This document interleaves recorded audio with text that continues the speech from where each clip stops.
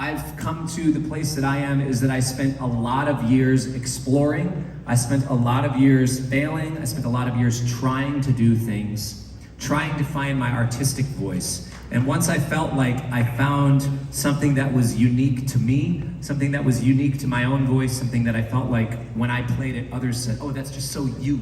It doesn't sound like anybody else but you. When there was people that would recognize, oh, the way that this guitar part plays, it's very you. The way that this composition is very much Cory Wong as a thing.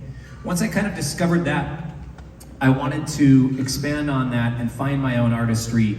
And then I learned to hone my own instincts, and I would write constantly. I would find myself inspired by so many other musicians that are around me, both in my community and just out there in the world, both my contemporaries and musicians of the past.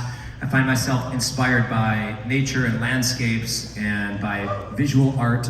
And all of those things together, I can find something that is very interesting and inspiring and try to come up with little musical ideas for that.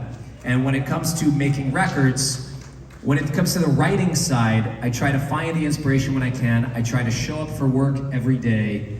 And sometimes I am not inspired, but I will show up and I will get something done, and I won't think this is the only chance that I have to write this, because there's always tomorrow and there's always next month and there's like a couple years to that.